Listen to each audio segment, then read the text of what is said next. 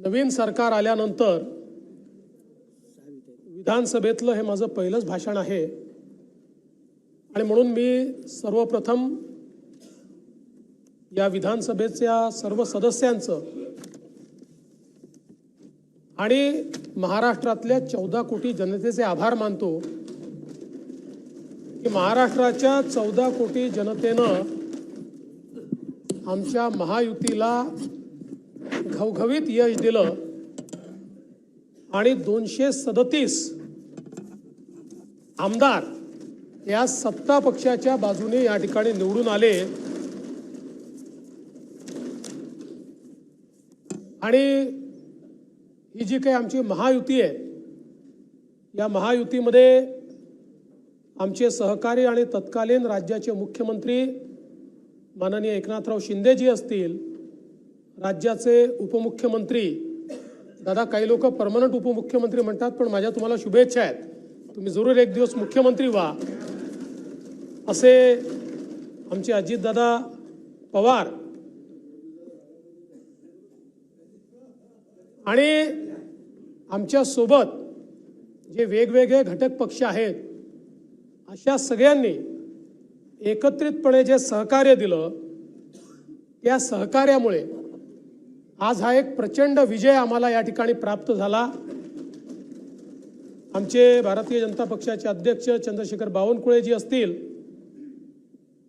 यांनी पक्षाला अत्यंत चांगल्या प्रकारे नेतृत्व दिलं आणि हे सगळं होत असताना खरं म्हणजे देशाचे प्रधानमंत्री माननीय नरेंद्र मोदीजी यांनी एक नारा दिला, एक है तो सेफ है। समाज एकसंघ राहिला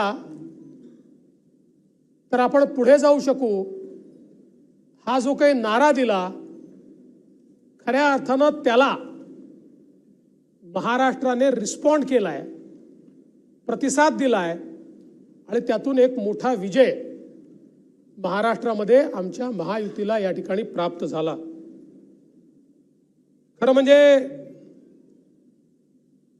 गेली 5 वर्ष ही या महाराष्ट्राकरता अत्यंत संक्रमणाची वर्ष होती आणि मला असं वाटतं की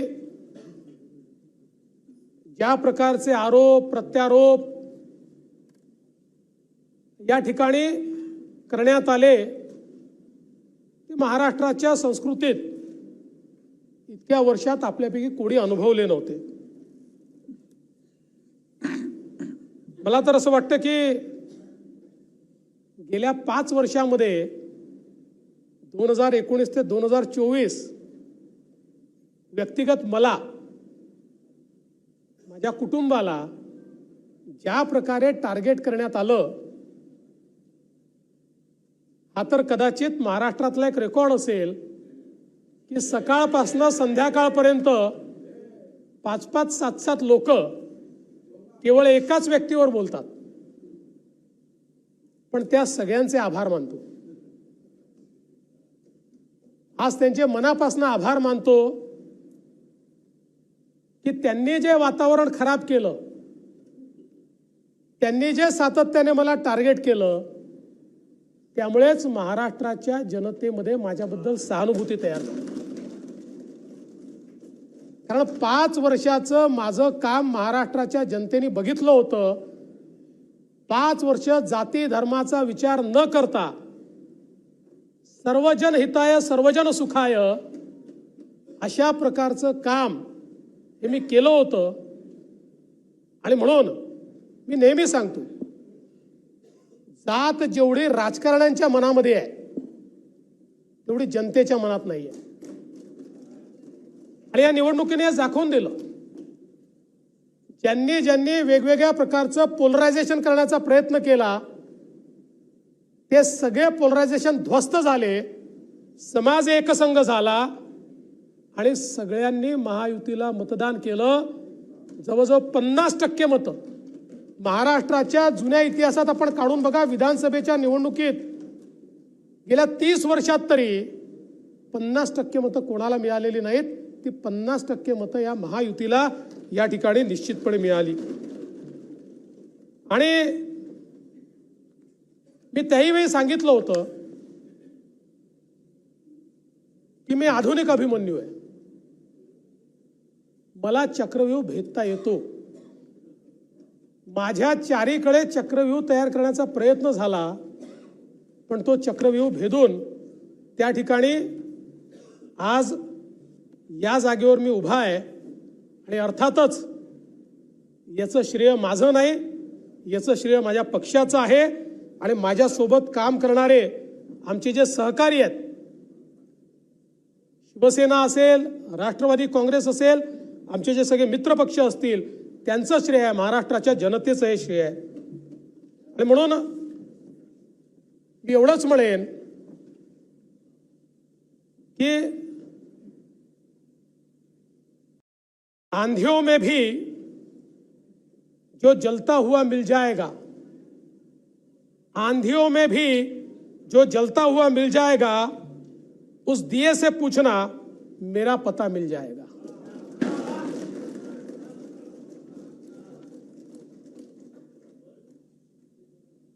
आज या निमित्ताने या सभागृहाला आश्वस्त करू इच्छितो, कोणतीही शंका मनात ठेवू नका। जी जी आश्वासनं आम्ही दिलेली आहेत, ज्या ज्या योजना आम्ही सुरू केलेल्या आहेत, एकही योजना आम्ही बंद होऊ देणार नाही। ज्या लाडक्या बहिणींनी महायुतीवर प्रेम दाखवलं, हे अधिवेशन संपल्याबरोबर डिसेंबर महिन्याचा हप्ता त्यांच्या खात्यामध्ये आम्ही टाकतो। आणि काहीच बदल नाही। नाना, मी या ठिकाणी स्पष्ट करू इच्छितो, कुठलेही नवीन निकष नाहीत, आता तर सगळ्यांनाच टाकतो। पण ॲपरंटली असं लक्षात येत आहे की काहींनी 4-4 खाती उघडलेली आहेत। तर जसं समाजामध्ये चांगल्या प्रवृत्ती असतात, त्याच्या काही वाईट प्रवृत्ती असतात। एखादी योजना जर चुकीच्या पद्धतीने कोणी वापरत असेल तर जनतेचा पैसा आहे, तुमची आमची सगळ्यांची जबाबदारी आहे की तो योग्य प्रकारे गेला पाहिजे। आता मागच्या काळात आम्हाला लक्षात आलं, माणसानीच 9 खाती काढली, आता त्याला लाडकी बहीण म्हणायचं कसं? बरं, लाडका भाऊही म्हणू शकत नाही, कारण बहिणींच्या पैशावर डल्ला मारतो तो लाडका भाऊ कसा? त्यामुळे असे जे आहेत,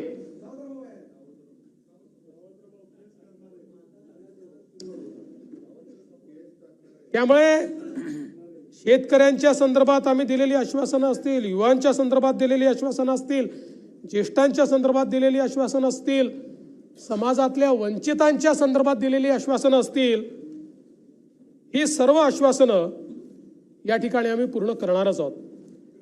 आमचे मित्र भास्करराव या ठिकाणी नाही, पण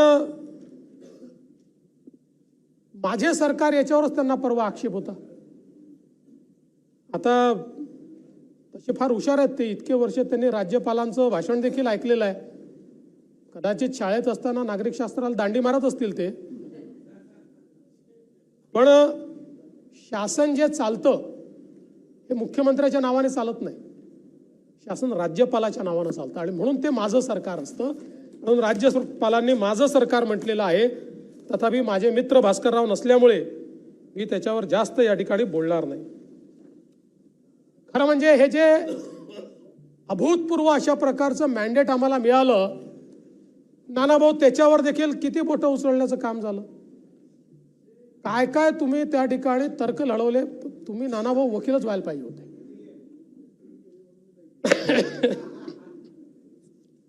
सिब्बल वगैरे साहेबांना काही फार स्कोप राहिला नसता, पटोलेच राहिले असते। अतिरिक्त 74 लाख मतं आली कुठून? सांगतो कुठून आली। नाही सांगतो निवडणूक काय, निवडणूक आयोगाने 10 सांगितलं, तुमच्या कानातच जात नाही। आणि तुमच्या कानात गेलं नाही तरी चालतं, तुमच्या फेक नरेटिव्ह फॅक्टरीला उद्ध्वस्त करण्याचं काम जे आम्ही लोकसभेनंतर केलं, पुन्हा तुम्ही नव्याने फेक नरेटिव्ह फॅक्टरी सुरू केलेली आहे, ती आता उद्ध्वस्त करण्याकरता मी उभा आहे। एकूण विधानसभा निवडणुकीमध्ये मतदार होते 9,70,25,000 119. यापैकी मतदान झालं 6,10,40,88,195 म्हणजे 66.5%. सकाळी 7 ते 9 मध्ये 6.61% म्हणजे 64,13,360. सकाळी 9 ते 11 मध्ये 11.53% म्हणजे किती 1,11,86,996. सकाळी 11 ते दुपारी 1 मध्ये किती झालं 14% म्हणजे 1,36,22,327. दुपारी 1 ते 3 मध्ये किती झालं 13.35% म्हणजे 1,52,52,853. दुपारी 3 ते 5 मध्ये किती झालं 12.69% म्हणजे 1,23,12,488. सायंकाळी 5 ते 6 या वेळामध्ये 6 वाजेपूर्वी जेवढे लोक आतमध्ये येतात त्यांना सगळ्यांना आपण आत घेतो. आपल्याला कल्पना आहे अनेक ठिकाणी रात्री 8 वाजेपर्यंत त्या ठिकाणी पोलिंग चालतं. आता आपण जर बघितलं तर या वेळेमध्ये किती लोकांनी मतदान केलंय 75,97,067 लोकांनी. महाराष्ट्रात बूथ किती आहे 1,00,000 बूथ आहेत.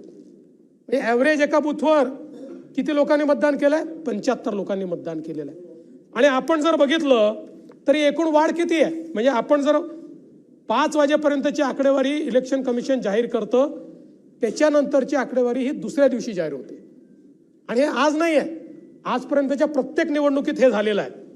त्यामुळे 5 वाजेपर्यंत 58.22% होतं.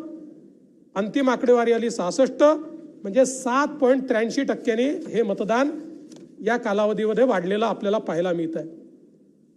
आणि आपण जर बघितलं सरासरी प्रत्येक तासाला किती टक्केवारी आहे ती आहे 5.83%. प्रत्येक तासाला 5.83%. सरासरी ताशी मतदान जवळपास 60 लाखाचं आहे. प्रति मिनिट मतदान हे जवळपास 98,000 97,103 एवढं मतदान प्रति ताशी झाले प्रति मिनिट झालेलं आहे. याचाच अर्थ एकूण जर आपण विचार केला तर याला पर्सेंटेजमध्ये जरी आपण विभागलं तरी देखील 6 वाजेनंतरचं मतदान किती असं आपण त्याचा एक हिशोब लावू सरासरीचा तर ते केवळ या ठिकाणी 17 लाख आहे. 17 लाख. त्यामुळे आपण जर 5 ते 6 या वेळातलं मतदानच गृहीत धरलं नाही आणि रोज प्रश्न विचारला 75 लाख आले कुठून 75 लाख आले कुठून कुठूनच आले नाही. जनतेने जाऊन महायुतीला मतदान केलं आणि आम्हाला निवडून आणलं. त्यामुळे अशा प्रकारचा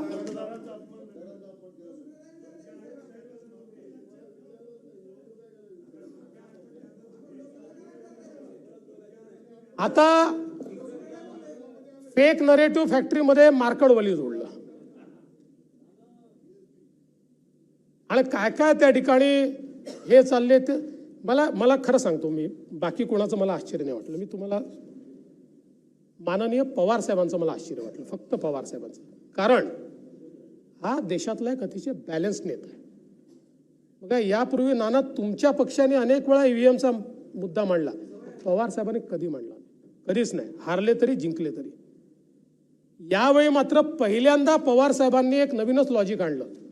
म्हणाले ईव्हीएमचं सेटिंग असं झालं आहे की छोटी राज्य आम्ही जिंकतो मोठी राज्य हे जिंकतात. कर्नाटक छोटं राज्य आहे बंगाल छोटं राज्य आहे ते जाऊ द्या पण नाही तिथं जाऊ द्या. आता ते हे एकटे पडले आता त्याच्यामध्ये. कारण परवा जम्मू काश्मीरमध्ये तिथले जे मुख्यमंत्री आहेत उमर अब्दुल्ला यांनी सांगितलं हे ईव्हीएमवर बोलणं सोडून द्या. हे त्यांना सांगितलं सल्ला दिला. ममता दीदींनी पण सल्ला दिला. या ठिकाणी खरं म्हणजे आपण जर बघितलं तर तिथले जे उमेदवार तुमचे होते निवडून आलेले उत्तम जानकर त्यांना 843 मतं आहेत. राम सातपुतेंना 1003 मतं आहेत मार्कडवाडीमध्ये. त्याच मार्कडवाडीमध्ये 2014ची निवडणूक जर बघितली विजयसिंह मोहिते पाटील साहेबांना 533 मतं आहेत. आणि सदाभाऊ खोतांना 664 मत आहे लोकसभेची, 664 मत आहे. त्यानंतर पुन्हा जशी विधानसभा झाली, विधानसभेतली मतं बदललेली आहेत. हनुमंत डोळसला 294 आहेत, अनंत खंडागळेला 969 आहेत. 2019ची निवडणूक तुम्ही बघा, लोकसभेची रणजित सिंग नाईक निंबाळकर यांना 956 मतं आहेत मार्केटवाडीमध्ये, आणि संजय मामा शिंदेंना 395 मतं आहेत राष्ट्रवादी काँग्रेसची. आता सगळीच आकडेवारी माझ्यापर्यंत आहे, पण या ठिकाणी एक राम सातपुते सारखा सर्वसाधारण घरचा कार्यकर्ता 5 वर्ष राब राबतो आणि एकट्या मार्केटवाडीमध्ये 22 कोटी रुपयाची कामं करतो, 22 कोटी रुपयाची. आणि त्याला जास्त मतं मिळाल्यानंतर त्या ठिकाणी लोकांना जाऊन धमकवता तुम्ही. ही धमकी होती लोकांना. त्याचे ऑडिओ रेकॉर्डिंग आहेत की आपल्याला इथे वोटिंग घ्यायचं बॅलेटचं, आणि बॅलेटच्या वोटिंगमध्ये मत कोणाला मिळालं पाहिजे तर राष्ट्रवादी काँग्रेस शरद पवार पार्टीला. ही कोणची पद्धत आहे? ही कोणची लोकशाही आहे की लोकशाहीमध्ये अशा प्रकारे लोकांना धमकवायचं? म्हणजे एखाद्या गावामध्ये मला मतं मिळाले नाही की त्या ठिकाणी जाऊन दादागिरी करायची. दादागिरी खपवून नाही घेतली जाणार लोकशाहीमध्ये. खरं म्हणजे ईव्हीएमच्या संदर्भात या ठिकाणी शंका घेतल्या. पहिल्यांदा तर हे लक्षात ठेवा, या देशामध्ये 2012 पर्यंतच ईव्हीएम होतं. 2012 नंतर ईव्हीएम नाही आहे, 2012 नंतर व्हीव्हीपॅट आहे. आणि ईव्हीएम आणि व्हीव्हीपॅट मधला महत्वाचा फरक काय आहे? व्हीव्हीपॅट म्हणजे बॅलेट पेपरवरचं मतदान आहे. आपण प्रत्येक जण मतदानाला जातो, आपण बटन दाबतो, ती बटन दाबल्यानंतर कोणाला मत मिळालेलं आहे त्याचा चिन्ह आपल्याला दिसतं, ते चिन्ह खाली जातं, ते बॅलेट बॉक्समध्ये जातं. पहिल्यांदा तर आपल्याला ते घेऊन बॅलेट बॉक्समध्ये टाकावं लागायचं, ते ऑटोमॅटिक झालं, ते बॅलेट बॉक्समध्ये जातं. आणि ईव्हीएमच्या गिनतीनंतर रॅन्डमली व्हीव्हीपॅटची पण गिनती केली जाते आणि हे दोन जुळलं तरच निकाल जाहीर केला जातो. त्यामुळे आता केवळ ईव्हीएम नाही आहे, बॅलेट पेपरवरचं हे व्हीव्हीपॅट आहे. व्हीव्हीपॅटवर आपण त्या ठिकाणी निवडणूक करतोय. त्यामुळे जे ईव्हीएम चाललेलं आहे ना, ईव्हीएमचा अर्थ एवढाच आहे, एव्हरी वोट फॉर महाराष्ट्र, जे महाराष्ट्राने आम्हाला या ठिकाणी दिलेलं आहे. आणि या फेक नरेटिव्ह फॅक्टरीमध्ये खरं म्हणजे आपण जर बघितलं तर पद्धती, म्हणजे आपल्याला माहिती नसेल तरी माहिती आहे, तरी आपण ज्यास माहिती असून झोपेचं सोंग घेता त्यावेळी आपल्याला सांगितलं पाहिजे की 22 ते 24 ऑक्टोबर जे काही या ठिकाणी तुमच्या उपस्थितीत, प्रत्येकाच्या उपस्थितीत या सील होतात. त्यानंतर 9 नोव्हेंबरला त्याची एक प्रक्रिया असते जिथे सर्व राजकीय प्रतिनिधी उपस्थित होते. 10 ते 11 नोव्हेंबरला कमिशनिंगची प्रक्रिया सुरू झाली, तिथे सगळे राजकीय नेते किंवा कार्यकर्ते आपले उपस्थित होते. 11 तारखेला सुरक्षा कक्ष उघडला, तिथे सगळ्यांना उपस्थित राहण्याची मान्यता होती. आणि मतदानाच्या प्रक्रियेच्या दरम्यान 17C भाग 2 ची प्रत प्रत्येक बूथ एजंटकडे उपलब्ध असते, प्रत्येक बूथ एजंटकडे, प्रत्येकाकडे. पण ही एक नवीन पद्धत झाली आहे की निकाल आपल्या बाजूने लागला तर जनतेचा कौल, निकाल आपल्या बाजूने लागला तर लोकशाहीचा विजय, आणि निकाल विरोधात गेला की ईव्हीएम, इलेक्शन कमिशन, लोकशाहीचा खून. खरं म्हणजे जे संविधान घेऊन आपण फिरतो ना, एक प्रकारे या संविधानावर दाखवलेला अविश्वास आहे. या संविधानाने या ठिकाणी ज्या इन्स्टिट्यूशन्स तयार केलेल्या आहेत त्या संस्थांवर अविश्वास तयार करणं. आपण राजद्रोह नेहमी म्हणतो, राजद्रोहाचा अर्थ काय आहे? सुप्रीम कोर्टाने राजद्रोहाचा अर्थ काय दिलेला आहे? राजद्रोहाचा अर्थ असा आहे की भारताच्या संविधानाने ज्या संस्था तयार केलेल्या आहेत त्या संस्थांच्या विरुद्ध जनमत तयार करणं, त्या संस्था चुकीच्या आहेत असं त्या ठिकाणी सांगणं, हा राजद्रोह सांगितलेला आहे. आणि आज आपण रोज अशा प्रकारचं काम या ठिकाणी करतो आणि त्याच्या विरुद्ध खऱ्या अर्थानं जे काही आपण करतो ते योग्य नाहीये. अजून मुद्दा मी सविस्तर सांगतोय. एक अजून आरोप लावला, म्हणाले समान मतं मिळाली. आता 7-8 हजार उमेदवार आहेत, त्यातल्या काही उमेदवाराला समान मतं मिळतात.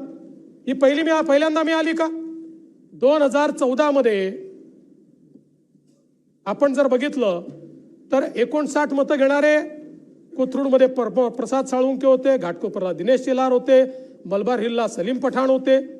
84 मतं घेणारे 4 उमेदवार होते, 105 मतं घेणारे 8 उमेदवार होते, 120 मतं घेणारे 8 उमेदवार होते, 208 मतं घेणारे 6 उमेदवार होते, 433 मतं घेणारे 6 उमेदवार होते, 462 मतं घेणारे 8 उमेदवार होते, 1219 मतं घेणारे 3 उमेदवार होते. पण तुम्ही सांगितलं नाही सारखे मतं कसे मिळू शकतात? मग म्हणाले एक सिरीज कशी? म्हणून मग मी पुन्हा 2014ची मतं आणली. या ठिकाणी 11,000 या सिरीजमध्ये पिंपरीचे कांबळे होते, संभाजीनगरचे जगताप होते, सावनेरचे डोंगरे होते, नवापूरचे वळवी होते, इगतपुरीचे खाडे होते, भंडाऱ्याचे फुलेकर होते, भिवंडीचे अन्सारी होते, श्रीवर्धनचे कोनबाग होते, तिवसाचे लवाळे होते, परभणीचे प्रताप देशमुख होते. 23,000 सिरीजमध्ये 17 होते, 24,000 सिरीजमध्ये 20 होते, 44,000 सिरीजमध्ये 19 होते. त्यामुळे मला असं वाटतं की आपल्या मनाचं समाधान करून घेण्याकरता खरं म्हणजे हे जे काही आपण सांगतो अगदी 254 मतं एक्झॅक्ट घेणारे देखील 6 उमेदवार होते. खरं तर आपण एक अजून शोध लावला. म्हणाले काही ठिकाणी जे ईव्हीएम मध्ये जिंकलेत ते पोस्टलमध्ये कसे हारले आणि पोस्टलमध्ये जिंकलेत ते ईव्हीएम मध्ये कसे हारले? नेहमीच होतं नानाभाऊ, आपल्याला तर माहिती आहे. मी नानाभाऊ तुमचं नाव याकरता येतं, तुम्ही समोर बसले, जे बोलले त्यांना हे उत्तर आहे. आता आपण बघा 2019 साली आपले शहाजी बापू त्यांना ईव्हीएम मध्ये त्यांना पोस्टलमध्ये 701 मतं होती, अनिकेत देशमुख यांना 1008 मतं होती, पण शहाजी बापू जिंकले. आपण जर बघितलं तर हरीश पिंपळेंना 287 मतं होती, राठींना 306 मतं होती. हरीश पिंपळे 1910 मतांनी जिंकले. मनोहर चंद्रिकापुरेंना 488 मतं होती, राजकुमार बडोलेंना 576 मतं होती, पण मनोहर चंद्रिकापुरे जिंकले आपल्या गोंदिया जिल्ह्यातले. रईस शेख यांना 6 मते होती, रुपेश म्हात्रेंना 956 मतं होती, रईस शेख 956 मतांनी जिंकले. आणि आपण जर बघितलं तर अशाच प्रकारे आता माननीय नाना पटोले साहेब, रोहित पवार साहेब, साजिद पठाण साहेब, मंदाताई म्हात्रे, संजय गायकवाड असेच जिंकले. त्याच्यामुळे हे काही पहिल्यांदा होतं असं नाही आहे. तेच झालं नांदेडमध्ये, सेम, काही वेगळं नाही झालं. आणि ईव्हीएमच्या संदर्भात तुम्हाला थोडी हिस्ट्री पण मला सांगितली पाहिजे, कारण इतकं ईव्हीएम चाललंय. 6 ऑगस्ट 1980 रोजी ईव्हीएमचं पहिलं सादरीकरण झालं. 19 मे 1982 रोजी निवडणुकीमध्ये ईव्हीएमचा पहिल्यांदा वापर झाला. कधी? 82ला. 98ला 16 विधानसभांमध्ये त्याचा वापर झाला. 99ला 46 लोकसभा मतदारसंघामध्ये त्याचा वापर झाला. 2004ला पहिल्यांदा देशातल्या सगळ्या लोकसभांमध्ये त्याचा वापर झाला. आणि पहिल्यांदा ईव्हीएमचा वापर झाल्यानंतर सरकार कोणाचं आलं? मनमोहन सिंगांचं. अटलजींचं सरकार गेलं, मनमोहन सिंग साहेबांचं सरकार आलं. आणि मग पुन्हा 2009 मध्ये देखील त्या ठिकाणी त्या ईव्हीएमचा वापर झाला, पुन्हा मनमोहन सिंगांचं सरकार आलं. आणि 2014 मध्ये मोदीजींचं सरकार आल्याबरोबर ईव्हीएम वाईट. आता एक अजून नरेटिव्ह, ईव्हीएमच्या विरुद्ध सर्वोच्च न्यायालयाने, आता हे पुन्हा बघा, आपल्या बाजूने सर्वोच्च न्यायालय आलं तर उत्तम, आणि विरोधात आलं की सर्वोच्च न्यायालयावर देखील अलीकडच्या काळामध्ये आपण बोलायला लागलो. असं आहे, किती पिटिशन निघाली आहेत माहिती आहे ईव्हीएमच्या विरुद्ध? 2001 AIADMKची, 2004 मायकल फर्नांडिस याच्या विरुद्धची, 2009 CP जोशी, 2010, 2012, 13 मी सगळं सांगा, 14, 17, 18, 18ला 3, 19ला 3, 20ला 1, 22ला 1, 22ला 2 आणि याच्यामध्ये 2023ला तुम्ही जी म्हणता ना की जी पिटिशन 2 तासात निघाली ती का निघाली? याकरता निघाली की त्याच्या आधी एक सविस्तर एवढा मोठा सुप्रीम कोर्टाने निकाल दिला होता आणि सुप्रीम कोर्टाने त्या निकालाकडे पॉइंट आउट केलं की हा निकाल वाचा, रोज रोज आमच्याकडे येऊ नका. 2023ला ऐन लोकसभा निवडणुकीच्या काळात ही याचिका दाखल झाली होती आणि असोसिएशन फॉर डेमोक्रेटिक रिफॉर्म याच्यामध्ये न्यायमूर्ती संजीव खन्ना जे आता मुख्य आहेत आणि न्यायमूर्ती दीपांकर दत्ता जे आपल्याकडे मुख्य होते यांनी 26 एप्रिल 2024 रोजी निकाल दिला. याच्यामध्ये 62 वकिलांनी आपली बाजू मांडली आणि ही पूर्ण बाजू त्या ठिकाणी त्यांनी ऐकून घेतली आणि त्यानंतर सविस्तर हा जो निर्णय आहे ना हा आपण वाचून बघा. On every technical point supreme कोर्टाने त्याच्यावर विश्लेषण केलेलं आहे. प्रत्येक जे मुद्दे मांडले गेले होते त्या प्रत्येक मुद्द्यावर त्या ठिकाणी विश्लेषण केलेलं आहे आणि सगळं सांगितलं आहे त्यांनी की CCTV फुटेज वगैरे ते जाऊ दे, मी सगळे याच्यात जात नाही. आणि एवढंच नाही, आपण बाहेर बोलतो. निवडणूक आयोगाने सर्व राजकीय पक्षांना खुलं आव्हान दिलं, ओपन चॅलेंज. 8 दिवस आम्ही तयार आहोत, ज्याला वाटतं EVM टॅम्पर होऊ शकते टॅम्पर करून दाखवा. 8 दिवस एक राजकीय पक्ष तिथे गेला नाही. एकाजवळ तंत्रज्ञान नव्हतं, एकाजवळ एक व्यक्ती नव्हता की जो त्या ठिकाणी जाऊन बोलू शकेल. कोणीही गेलं नाही. बाहेर बोलतो आपण पण त्या ठिकाणी कोणी गेलं नाही. त्यामुळे माझी तुम्हाला ही विनंती आहे, खुल्या मनाने जनादेश स्वीकारा. जोपर्यंत तुम्ही आत्मपरीक्षण करणार नाही तोपर्यंत तुमची परिस्थिती हीच होत राहील. आम्ही आत्मपरीक्षण केलं. लोकसभेच्या निवडणुकीमध्ये आम्ही हारलो. या महाराष्ट्रामध्ये आम्ही नाही म्हटलं EVM मुळे हारलो. आम्ही सांगितलं हो फेक नरेटिव्ह होता, त्याच्या विरुद्ध थेट नरेटिव्हने उत्तर देऊ. मेहनत केली आम्ही आणि म्हणून तुम्हाला मी गालिबने जो सल्ला दिला तेवढाच सल्ला देऊ इच्छितो. गालिब ताउम्र ये भूल करता रहा, गालिब ताउम्र ये भूल करता रहा, गालिब ताउम्र ये भूल करता रहा. धूल चेहरे पर थी और आईना साफ करता रहा. जोपर्यंत चेहरा पुसणार नाही, जोपर्यंत तुम्ही आरसा पुसत राहाल तोपर्यंत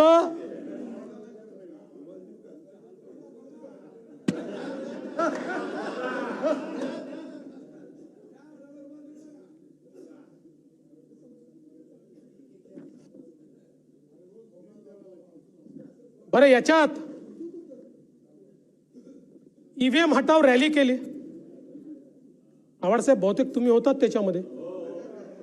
मला एकच माझी तक्रार एकच आहे, किती रॅल्या करा तो काही प्रॉब्लेम नाही आहे तुम्ही, पण या रॅलीत प्रमुख वक्ते कोण होते? या रॅलीतला प्रमुख वक्ता होता ॲडव्होकेट महमूद प्राचा. कोण आहे? ॲडव्होकेट महमूद प्राचा हा 2010च्या जर्मन बेकरी प्रकरणात मिर्झा हिमायत बेगचा वकील, इस्रायल एवढंच नाही, हा इस्रायल दूतावास हल्ल्यातील आरोप लागलेल्या मोहम्मद मंसूर अजगर पीरभाई याचा वकील आणि दिल्ली बॉम्बस्फोटातील आरोपीचा वकील आणि जो नॉन इंडियन मुजाहिदीनशी संबंधित आहे असं या ठिकाणी कोर्टामध्ये गेलेला आहे.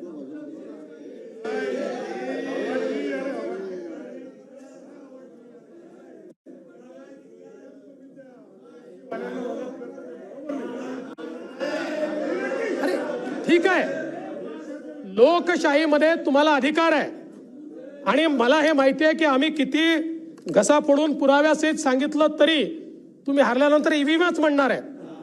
पण ते म्हणण्याकरता वकील तरी चांगला आणा, देशभक्त वकील आणा, राष्ट्रभक्त वकील आणा.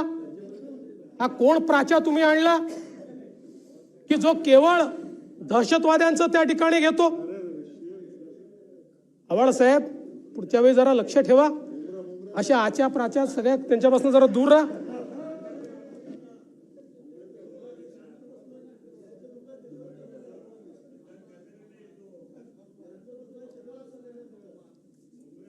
अध्यक्ष महोदय,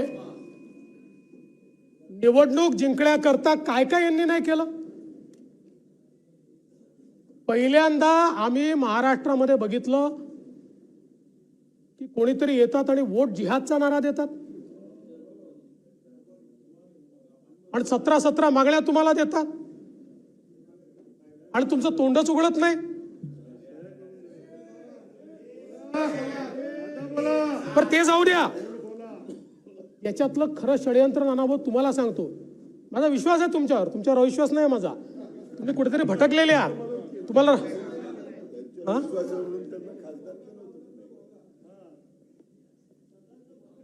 बघा, मालेगावमध्ये 2024 मध्ये काही युवकांनी पोलिसात तक्रार केली की 114 कोटी रुपयाची बेनामी रोख रक्कम या ठिकाणी खात्यांमध्ये आलेली आहे. एक आरोपी सिराज मोहम्मद आहे. 14 लोकांचं पॅन कार्ड, आधार कार्ड वापरून 14 बँक खाती ही नाशिक मर्चंट सहकारी बँकेत मालेगावमध्ये त्यांनी उघडली. या 14 खात्यांमध्ये 114 कोटी रुपये जमा झाले आणि नंतर ते सिराज मोहम्मद आणि 21 लोकांच्या खात्यात त्या ठिकाणी वळते झाले. पोलीस, ईडी, आयकर विभागाने ज्यावेळेस याची चौकशी केली त्यावेळी असं लक्षात आलं की हा व्यवहार एवढ्यापुरतं सीमित नाही आहे.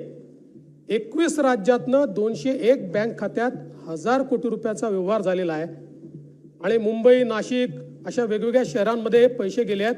यातले 600 कोटी रुपये दुबईला पाठवण्यात आले आहेत आणि यातले 100 कोटी रुपये हे या निवडणुकीच्या काळात वेगवेगळ्या गोष्टींकरता वापरले गेले.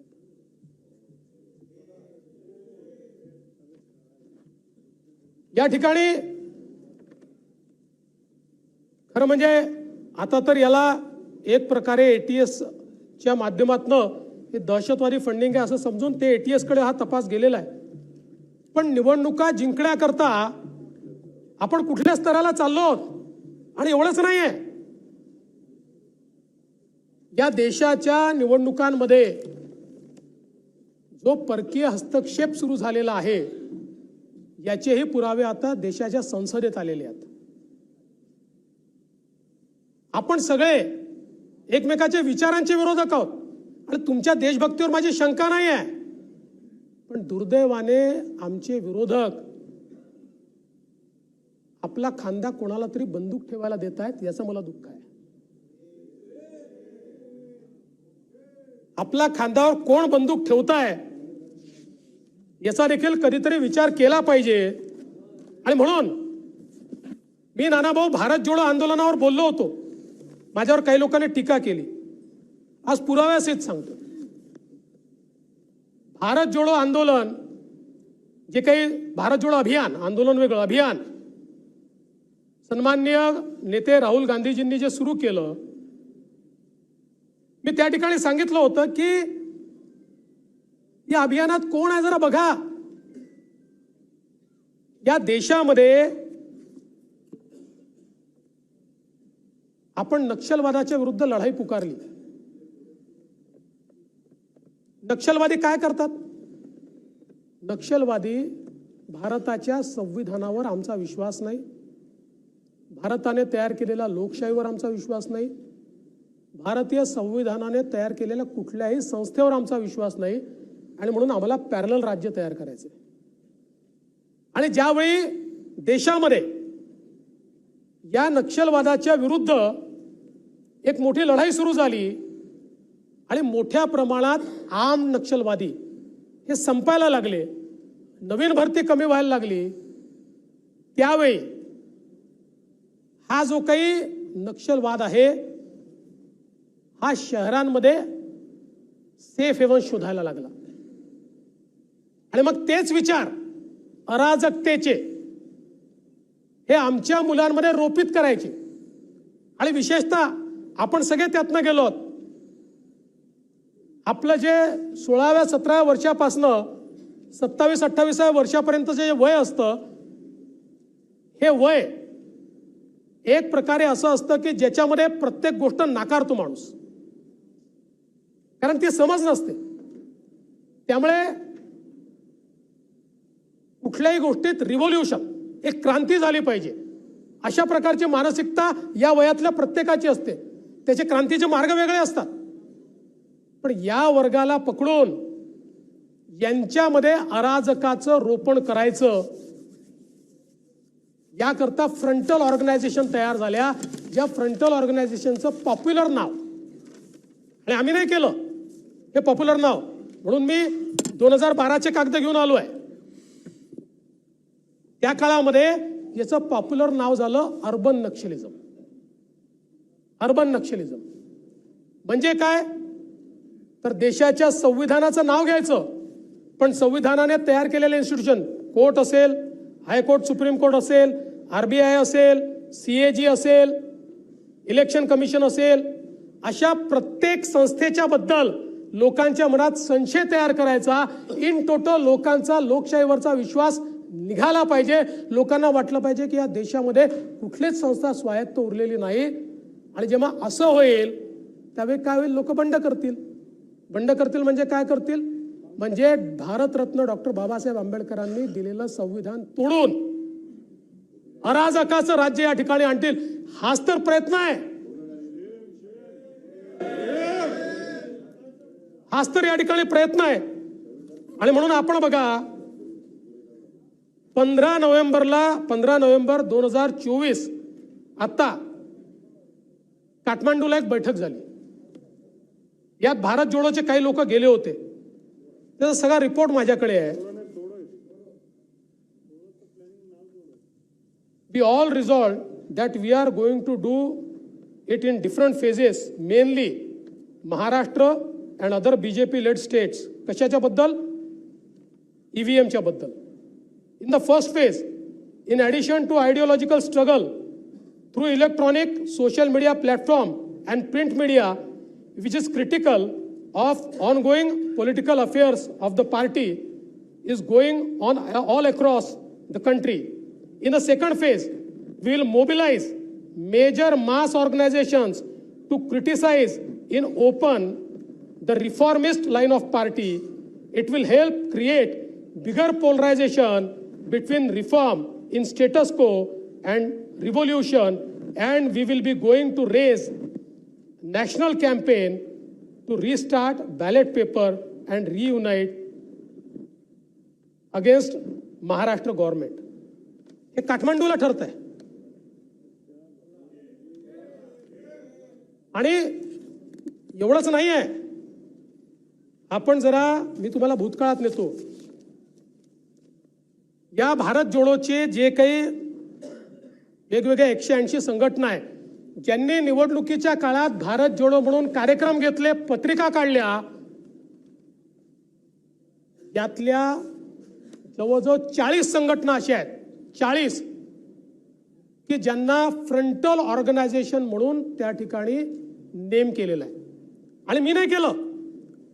2012 मध्ये स्वर्गीय गिरीश बापट साहेबांनी एक प्रश्न विचारला होता आणि त्यावेळी RR पाटील साहेब देशाचे गृहमंत्री होते, राज्याचे गृहमंत्री होते. आणि हा प्रश्न जो होता तो पुणे जिल्ह्यात झालेल्या नक्षलवादी प्रशिक्षण कार्यक्रमाच्या संदर्भात होता. आणि बाळा नांदगावकर यांनी देखील त्याच्यावर आपली भूमिका मांडली होती. आणि त्याच्यामध्ये उत्तर देताना माननीय RR पाटील साहेबांचं उत्तर देखील माझ्याकडे, आणि त्याकरता गेलेलं जे काही पत्र आहे ते पत्र देखील माझ्याकडे आहे, की ज्याच्यामध्ये ज्या फ्रंटल ऑर्गनायझेशनचा उल्लेख केलेला आहे अर्बन नक्षल म्हणून, त्याच्यामध्ये या भारत जोडो आंदोलनातल्या किंवा ज्यांनी पत्रिका काढून तुमच्याकरता लोकसभेत कार्यक्रम केले त्यांची नावं त्याच्यामध्ये आहेत. 2013 मध्ये गोपाळ शेट्टी साहेबांनी विधानसभेत प्रश्न उपस्थित केला होता। त्यावेळी गृह विभागाने ही माझ्याकडे 48 संघटनांची यादी पाठवली। 48 आमच्या काळातली नाही आहे, माननीय RR पाटील साहेबांच्या काळातली आहे। 48 संघटनांची यादी ज्यांना फ्रंटल ऑर्गनायझेशन्स म्हणून या ठिकाणी नेम केलेला आहे। राज्यात विशेषतः विदर्भात नक्षलवादी कारवायांमध्ये झालेली जी काही वाढ आहे त्याच्या संदर्भात त्यांनी सांगितलेलं आहे की कुठल्या हे बघा, नक्षलवादी कारवाया ग्रामीण भागापुरतं मर्यादित न राहता शहराकडे कारवाया होत असल्याचं आढळून आलेलं आहे।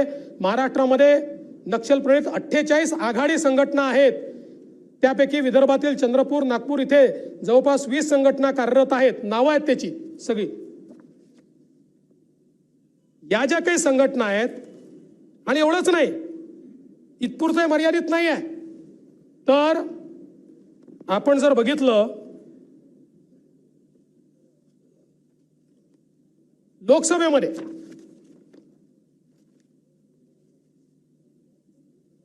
लोकसभेमध्ये 18 फेब्रुवारी 2014 म्हणजे कोणाचं सरकार होतं? मनमोहन सिंग साहेबांचं सरकार होतं। 18 नाना त्यावेळेसचे खासदार होते, त्यांनी प्रश्न विचारला होता। त्यावेळी त्यांनी लोकसभेमध्ये केंद्राच्या सरकारने 72 फ्रंटल संघटनांची नावं घोषित केली आहे, त्यातल्या 7 महाराष्ट्रातल्या आहेत, ज्या तुमच्या भारत जोडोच्या यादीत आहेत।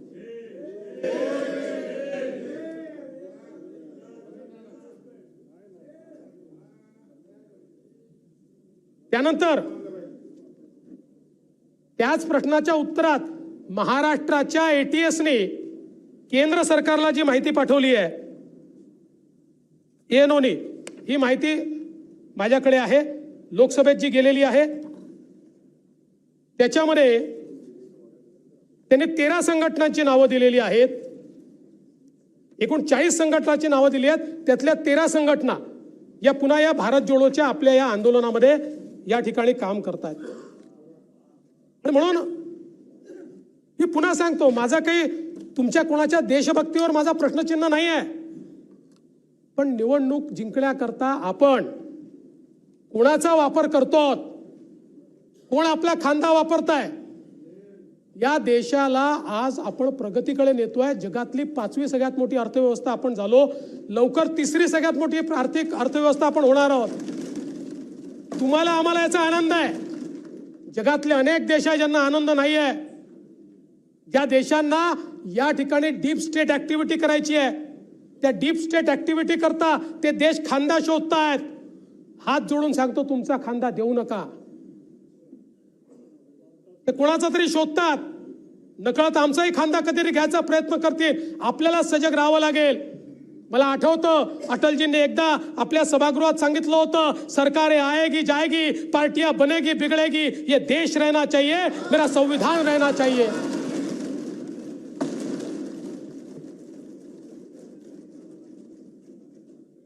आणि म्हणून अध्यक्ष महोदय, या निमित्ताने मी एवढंच म्हणू इच्छितो अध्यक्ष महोदय की खरं तर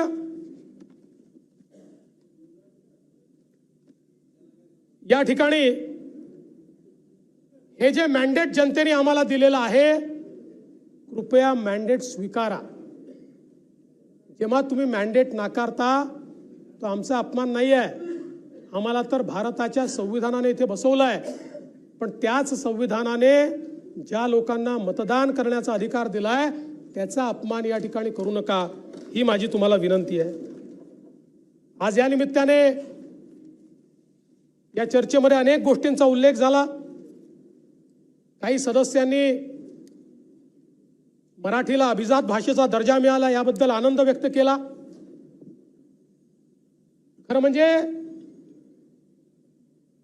परवा एका व्यक्तीने अतिशय चांगलं मला सांगितलं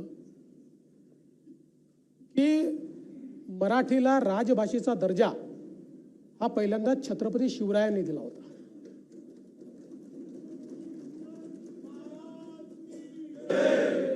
आणि त्यानंतर इतक्या वर्षानंतर भारताचं संविधान निर्माण झालं आणि त्या संविधानानुरूप मराठीला अभिजात भाषेचा दर्जा मोदी सरकारने दिला। आम्ही छत्रपतींच्या विचारांचे वारसदार आहोत। आणि काही लोकांनी हे देखील म्हटलं की ठीक आहे, अभिजात भाषेचा दर्जा मिळाला, पण मग नेमकं काय होणार आहे? आणि म्हणून या निमित्ताने भाषेच्या विकासाच्या अनुषंगाने विविध उपक्रमांसाठी भाषा भवन उभारणे, मराठी भाषेतील ग्रंथ आणि साहित्याच्या प्रसारासाठी ग्रंथ उभारणी, देशातील विद्यापीठे किंवा अन्य संस्थांमार्फत भाषेचा प्रचार प्रसाराकरता प्रतिवर्षी निधी मिळणार आहे। मराठी भाषेतील विद्वानांसाठी दरवर्षी 2 राष्ट्रीय पुरस्कार त्या ठिकाणी दिले जातील केंद्र सरकारच्या वतीनं। मराठी करता आपण जसं centre of excellence for studies तयार करतो, अशा प्रकारे देशभरामध्ये मराठी करता ते तयार होईल। जवळपास 450 विद्यापीठांमध्ये मराठी भाषा शिकवण्याची व्यवस्था या ठिकाणी होईल आणि मराठीतील सर्व प्राचीन ग्रंथांचा अनुवाद हा या निमित्ताने या ठिकाणी होणार आहे।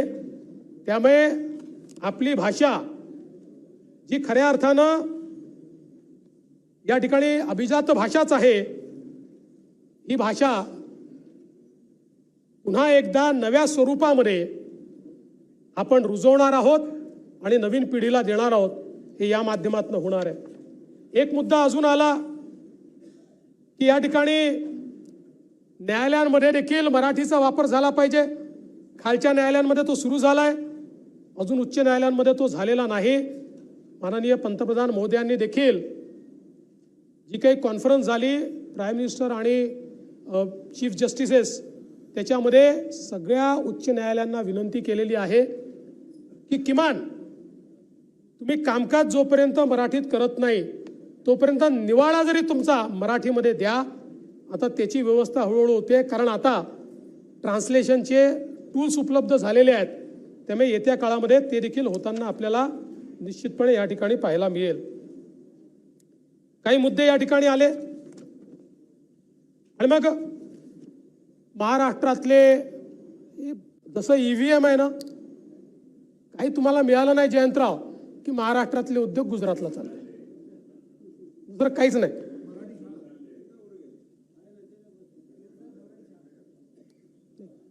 मराठी शाळा आपल्याला चालवायच्याच आहेत।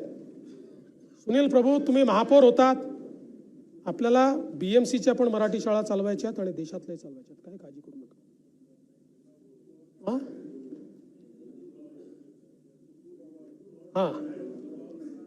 पण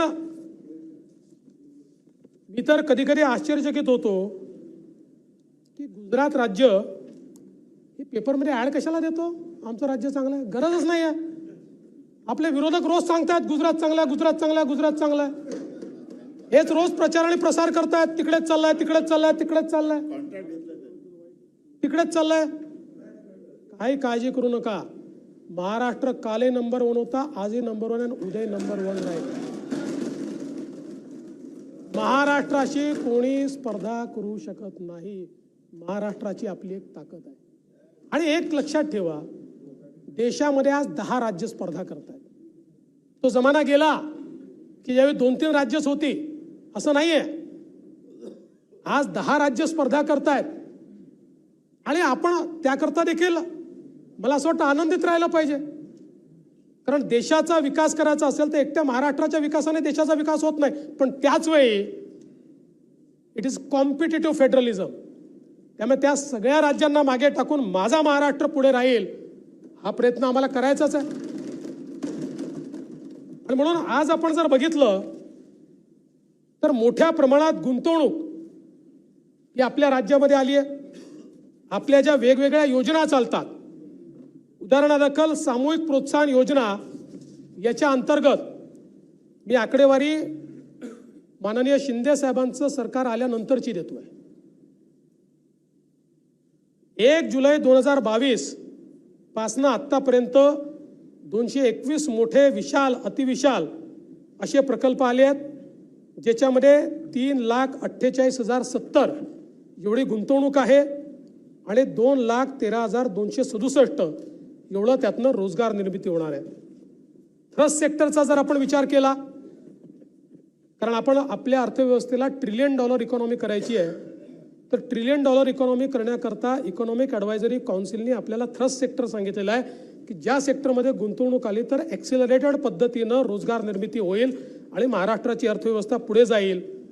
या थ्रस्ट सेक्टरमध्ये आपण धोरण जाहीर केल्यापासून, म्हणजे आपण त्याचं धोरण हे 22/2/2024ला जाहीर केलं. ते जाहीर केल्यापासनं 10 मोठ्या प्रकल्पांना आपण मंजुरी दिली, ज्याच्यातली गुंतवणूक आहे 2,39,117 कोटी रुपये आणि 79,720 एवढी त्याच्यामध्ये निर्मिती होणार आहे रोजगाराची. आपण जर बघितलं तर या काळामध्ये महाराष्ट्राच्या सगळ्या भागामध्ये या ठिकाणी गुंतवणूक येते आहे.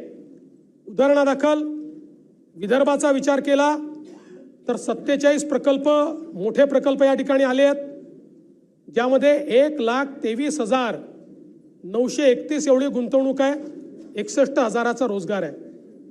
मराठवाड्यामध्ये 38 प्रकल्प या ठिकाणी आलेले आहेत, 74,646 कोटी रुपयाचं गुंतवणूक आहे, 41,325 एवढा रोजगार आहे. आणि उर्वरित महाराष्ट्रामध्ये 136 प्रकल्प आलेले आहेत, ज्यामध्ये 1,49,493 कोटीची गुंतवणूक आहे, 1,10,588 एवढं त्यातनं रोजगार तयार होणार आहे. आणि मला पुन्हा हे सांगताना आनंद वाटतो की FDI मध्ये वी आर नंबर 1. थेट परकीय गुंतवणुकीत आम्ही पहिल्या क्रमांकावर आहोत. 2015 ते 2019 आम्ही पहिल्या क्रमांकावर होतो. मध्ये 2 वर्ष महाविकास आघाडीच्या काळामध्ये 1 वर्ष कर्नाटक नंबर 1 वर गेला, दुसऱ्या वर्षी गुजरात नंबर 1 वर गेला, पुन्हा आपलं सरकार आलं, पुन्हा महाराष्ट्रच नंबर 1 वर आलेला आहे. आणि क्युम्युलेटिव्हली देशाची 31% गुंतवणूक आपल्याकडे आहे. पण आपण जर विचार केला तर पहिल्या क्वार्टरमध्ये देशात आलेल्या गुंतवणुकीच्या 52% गुंतवणूक महाराष्ट्रात आली आहे. 2 क्वार्टरचा विचार केला म्हणजे मागच्या वर्षी आपण नंबर 1 होतो, मागच्या वर्षी जेवढी गुंतवणूक आली होती त्याची 90% गुंतवणूक ही पहिल्या 2 क्वार्टरमध्येच आलेली आहे. त्यामुळे सगळा रेकॉर्ड आपण तोडणार आहोत. त्यामुळे थेट परकीय गुंतवणुकीत देखील महाराष्ट्र पुढे आहे. ईज ऑफ डुईंग बिझनेस असेल, वेगवेगळ्या प्रकारच्या गोष्टी आपण ज्या करतो, त्याच्यामुळे माझी आमच्या विरोधी पक्षाच्या नेत्यांनाही विनंती आहे की आमच्यावर टीका जरूर करा, तुम्ही केलीच पाहिजे, तो तुमचा अधिकारही आहे आणि तो तुमचा आमच्यावर अंकुशही आहे. पण आपलं राज्य जेव्हा पुढे जात आहे त्यावेळी गुजरात पुढे चालला, गुजरात पुढे चालला, गुजरात पुढे चालला. आता तुम्ही सांगा की या 2 क्षेत्रात गुजरात गेलाय, आपल्याला तिथे गेलं पाहिजे, पण सोबत हे देखील म्हणा की आम्ही FDIत नंबर 1 आहोत, आम्ही गुंतवणुकीत नंबर 1 आहोत, हे देखील म्हटलं पाहिजे. आज आपण पाहू शकतो टोयोटा, आपण हे तिकडून तिकडे गेलं, कर्नाटक सोडून आपल्याकडे आलं. कर्नाटकात त्यांची फॅक्टरी होती टोयोटाची. नाही, this is not expansion, No, it is purely new plant. तो असेल मी तुम्हाला, आणि मला आनंद या गोष्टीचा आदित्यजी की एक काळ असा होता की आपलं इंडस्ट्रियल मॅग्नेट MMR रिजन आणि पुण्याच्या पलीकडे जात नव्हतं. आज ती स्थिती नाही आहे. जेव्हापासून DMIC तयार झालं, our new industrial magnet is Sambhajinagar आणि जालना. ते आपलं नवीन इंडस्ट्रियल मॅग्नेट झालंय. आज आमच्या धुळ्यामध्ये नरडाणा MIDC, मी आज सांगतो तुम्हाला, the next industrial magnet is Nardana. आज आमचं गडचिरोली, आता आपल्याकडे येत्या काळामध्ये शिंदेसाहेब जवळपास लाख कोटी रुपयाची गुंतवणूक होईल गडचिरोलीमध्ये. त्यामुळे आता महाराष्ट्रातला स्प्रेड एका ठिकाणी राहिलेला नाही आहे. महाराष्ट्रामध्ये सर्व भागांमध्ये मोठ्या प्रमाणात गुंतवणूक येते आहे. अपेक्षा एवढीच आहे आणि सगळ्या राजकीय नेत्यांकडनं अपेक्षा आहे. कारण जी घटना मसाजोगमध्ये घडली त्याचं मी उत्तर नंतर देणार आहे, पण अशा प्रकारे जर आमच्याकडे गुंतवणूकदारांना त्रास देणे, खंडणी वसूल करणे अशा प्रकारचे प्रकार झाले तर इंडस्ट्री येणार नाही. आणि त्यामुळे माझे सगळ्या म्हणजे माझ्या पक्षासहित सगळ्या राजकीय पक्षाच्या नेत्यांना विनंती आहे, हे जेवढे वसुलीबाज आहेत हे कोणा ना कोणाचा आसरा घेतात. आपण जर आसरा देणं बंद केलं तर महाराष्ट्राची गती दुपटीने वाढू शकते. आणि मी आज एवढं आपल्याला सांगतो की या संदर्भात आमची भूमिका झिरो टॉलरन्सची राहणार आहे. जो असेल त्याच्यावर कारवाई तर होईलच, पण जो कठोरात कठोर कायदा आहे त्या कायद्यात आम्ही कारवाई करणार, 100% करणार. म्हणून अध्यक्ष महोदय, आज या ठिकाणी मोठ्या प्रमाणात आपला महाराष्ट्र पुढे चाललेला आहे. आज आपण पाहू शकतो की गेल्या 2.5 वर्षामध्ये आपण महाराष्ट्रामध्ये 167 प्रकल्पांना सुधारित प्रशासकीय मान्यता दिली, ज्यातनं 25.21 लक्ष हेक्टर एवढी जमीन सिंचनाखाली येणार आहे. हा देखील एक रेकॉर्ड आहे.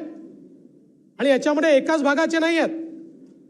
कोकणाचे 20 प्रकल्प आहेत, कृष्णा खोऱ्याचे 15 प्रकल्प आहेत, गोदावरी मराठवाडा सिंचनचे 38 प्रकल्प आहेत, तापीचे 13 प्रकल्प आहेत, विदर्भ सिंचनचे 81 प्रकल्प आहेत. आणि मोठ्या प्रमाणात या ठिकाणी ही कामं होणार आहेत. आणि सगळ्यात महत्त्वाचं, या महाराष्ट्राला दुष्काळमुक्त करण्याचा आमचा संकल्प आहे. गेले 25, 30, 40 वर्ष आपण चर्चा करत होतो नदीजोड प्रकल्पाची. नदीजोड प्रकल्प आपल्या दुष्काळमुक्तीवर हा एक उपाय आहे. अर्थात नुसतं नदीजोड करून चालणार नाही, तेवढंच महत्त्व जलसंधारणाचं आहे, जलयुक्त शिवारचं आहे. पण त्यासोबत नदीजोड प्रकल्प हा शाश्वत पाणी, आपल्या हिश्श्याचं वाहून जाणारं पाणी. आपल्या लक्षात असेल 2014 साली या नदीजोड प्रकल्पाच्या संदर्भात मी एक भूमिका मांडली होती. आणि भूमिका अशी घेतली होती की प्रकल्प का होत नाहीत, याकरता होत नाहीत की कुठे मध्य प्रदेशशी वाद आहे, कुठे गुजरातशी वाद आहे, कुठे तेलंगणाशी वाद आहे. आणि केंद्र सरकार सांगतं की हे जर इंटरस्टेट असतील तर तुम्ही एकत्रित बसा आणि मार्ग काढा. आणि आपली तर भूमिका आहे, आम्ही हे देणार नाही. 2017 साली भूमिका मी स्वीकारली की इंटरस्टेट करता आम्हाला केंद्राच्या पैशाची गरज आहे, पण आम्ही जर आमच्या राज्यात प्रकल्प करायला तयार असू तर आम्हाला कोण थांबवू शकतं. आणि म्हणून आम्ही कोणावर अवलंबून राहणार नाही, आम्ही आमच्या राज्यात हे प्रकल्प करू. आणि 2019 साली आपण पहिल्यांदा जल आराखडा तयार करून या संदर्भातले GR काढले. आणि मला अतिशय आनंद आहे की गेल्या 2.5 वर्षामध्ये या ठिकाणी शिंदे साहेबांच्या नेतृत्वात जे सरकार होतं त्या सरकारमध्ये 4 प्रमुख नदीजोड प्रकल्पांना आपण सर्व प्रकारची मान्यता दिली आणि त्यातले काहीचे टेंडर देखील काढले. यामध्ये वैनगंगा नळगंगा सारखा प्रकल्प आहे की ज्यामध्ये 3,71,000 हेक्टर एवढं त्याचं लाभ क्षेत्र आहे. आणि विशेषतः नागपूर, वर्धा, अमरावती, अकोला, यवतमाळ, बुलढाणा, वाशिम या सगळ्या जिल्ह्यांचं चित्र त्या ठिकाणी बदलेल. नारपार गिरणा आहे, जळगाव आणि नाशिकचं त्यातनं चित्र बदलणार आहे. दमणगंगा, वैतरणा, गोदावरी आहे की ज्या प्रकल्पामुळे, आणि दमणगंगा, एकदरे, गोदावरी आहे, हे जे वेगवेगळे प्रकल्प आहेत या प्रकल्पांमुळे आज आपल्याला जी परिस्थिती पाहायला मिळते की दरवर्षी नाशिक नगर एकीकडे आणि मराठवाडा एकीकडे पाणी सोडायचं की नाही सोडायचं. कारण आपल्याला माहिती आहे गोदावरीचं खोरं हे तुटीचं खोरं आहे. या तुटीच्या खोऱ्यामध्ये 50 TMC पाणी वाहून जाणार आपण आणतो. आणि हे जर आलं तर आज जे आमचे वाद आहेत ते वाद त्या ठिकाणी संपतील आणि खऱ्या अर्थानं महाराष्ट्राला दुष्काळ मुक्तीकडे नेण्याचं काम आपण या निमित्ताने करू शकतो. आणि म्हणून मला असं वाटतं की हे एक महत्त्वाचं काम आहे. आज आपण पाहू शकतो महाराष्ट्रामध्ये मेट्रोची कामं अत्यंत वेगाने आपण सुरू केली। आता मुंबई मेट्रो 3चं काम हे अंतिम टप्प्यामध्ये आलेलं आहे। आपण पहिला टप्पा त्याचा प्रवासी वाहतुकीकरता खुला केलाय।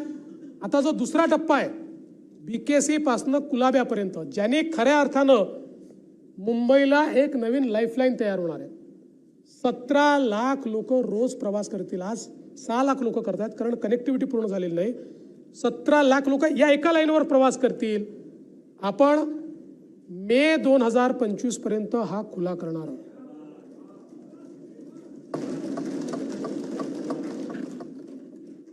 आणि या ठिकाणी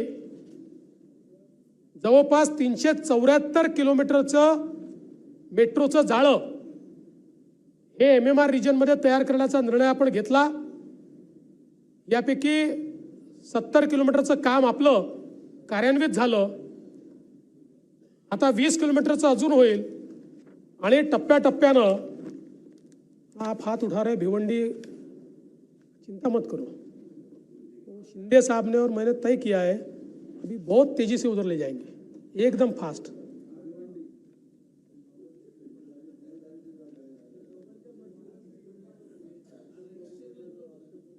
यानी हाथ वर केला होता रईसने।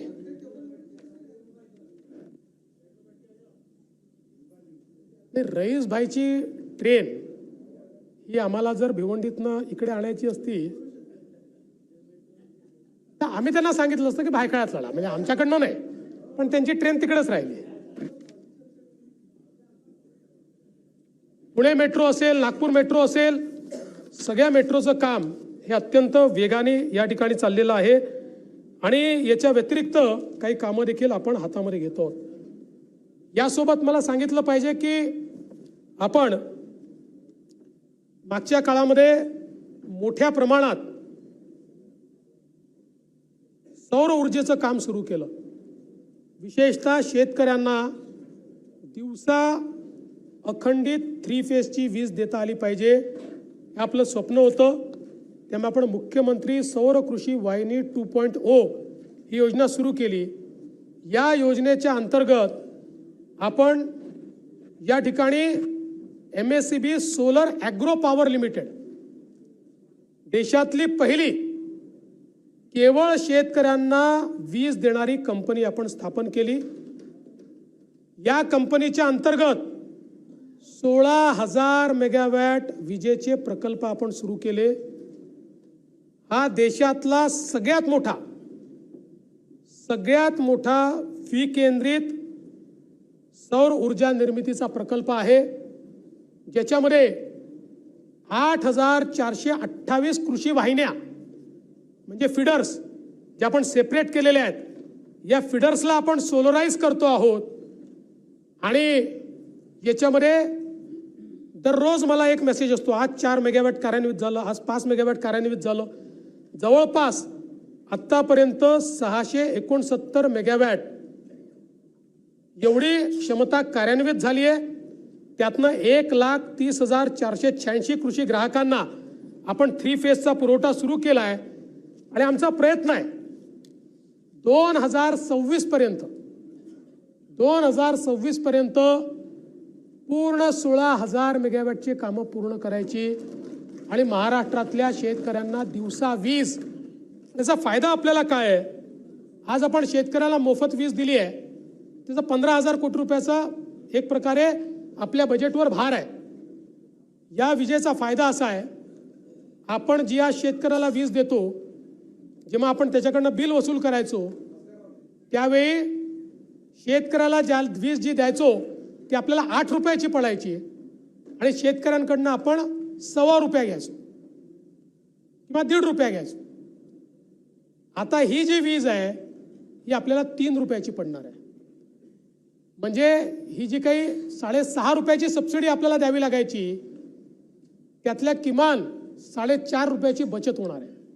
म्हणजे एकूण जर हिशोब लावला तर वीज खरेदीत 10,000 कोटीची बचत होणार आहे आणि त्या ठिकाणी सबसिडीतली क्रॉस सबसिडीची 5,000 कोटीची बचत होणार आहे। म्हणजे पुढच्या 2026 किंवा फार तर 27 नंतर आपण जी काही आज मोफत वीज देतोय त्याचा जो भुर्दंड आपल्या बजेटमधनं जातोय, नेमके तेवढेच पैसे आपण या सौर कृषी वाहिनीमुळे वाचवणार आहोत आणि कदाचित तोपर्यंत कनेक्शन वाढतील त्यामुळे थोडा फरक पडेल, पण जवळपास आपण रेव्हेन्यू न्यूट्रलवर ही योजना या ठिकाणी आणणार आहोत. आणि मी खरोखर विभागाचं देखील अभिनंदन करेन. इतक्या कमी काळामध्ये जागा आयडेंटिफाय करणं, त्या जागेवर टेंडर काढणं, त्याचे बिडर निवडणं, सगळं ट्रान्सपरंट पद्धतीनं आणि रिव्हर्स बिडिंग पद्धतीनं जो कमीत कमी रेट कोट करेल ओपन रिव्हर्स बिड केलं आणि त्यातनं मोठ्या प्रमाणात हे काम झालेलं आहे. यासोबत आपली मोफत वीज योजना आपण सुरू केलेली आहे, ती तर नीट चाललेलीच आहे. त्यामुळे शेतकऱ्यांकडनं पुढच्या 5 वर्षामध्ये विजेचं बिल घ्यायचं नाही हा जो आमचा निर्धार आहे तो कायम आहे, त्याच्यात कुठलाही बदल नाही आहे. आणि आपण सौर कृषी पंप योजना आणलेली आहे आणि अतिशय गतीनं याचं काम सुरू केलेलं आहे. 9 लाख कृषी पंप आपल्याकडे आज उपलब्ध आहेत. 9 लाख टार्गेट. सभागृहातल्या सगळ्या सदस्यांना मी सांगतो, नवीन कनेक्शन, जुनं कनेक्शन बदलून आम्हाला ते द्या असं नका म्हणू, कारण त्याच्यावर एवढा पैसा खर्च केला. पण जो नवीन कनेक्शन आहे मागेल त्याला सौर पंप, पेड पेंडिंग वगैरे विषयच नाही, नो पेड पेंडिंग. तुम्ही मागितल्यानंतर 3 महिन्यामध्ये आम्ही कनेक्शन देऊ, काही नाही. सोलरचं हो. आणि याच्यामध्ये आज आपण जवळपास या ठिकाणी 2,36,186 पंपाचं त्या ठिकाणी फिटिंग देखील करून टाकलं. म्हणजे मी याकरता विभागाचं अभिनंदन करतो की जेव्हापासून सौर पंप आपण वापरणं सुरू केलं, योजना सुरू केल्या वेगवेगळ्या, या सगळ्या काळामध्ये दादा आपण जेवढे सौर पंप लावलेत त्यापेक्षा जास्त सौर पंप मागच्या 1 वर्षात लावले आणि मोठ्या प्रमाणात आता हे काम चाललेलं आहे. याची सगळी आकडेवारी देऊन आता मी काही आपला वेळ घेत नाही, पण मला असं वाटतं की ऊर्जा क्षेत्रामध्ये खूप मोठ्या प्रमाणात आपण मागच्या काळामध्ये योजना सुरू केल्या. अगदी पंप स्टोरेज सारख्या ज्या योजना आहेत, म्हणजे मी केवळ आपल्यासमोर आकडेवारी मांडू इच्छितो की आज आपली स्थापित क्षमता ही साधारण 44,000 मेगावॅटची आहे आणि आपले जे करार झाले आहेत ते 54,000 मेगावॅटचे आहेत. त्यामुळे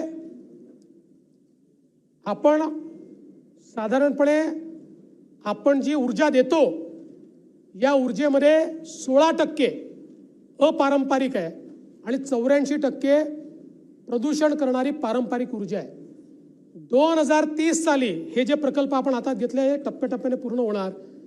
2030 साली महाराष्ट्रामध्ये 52% ऊर्जा ही अपारंपरिक स्रोतातली असेल, ग्रीन एनर्जी, आणि 48% ही पारंपरिक असेल.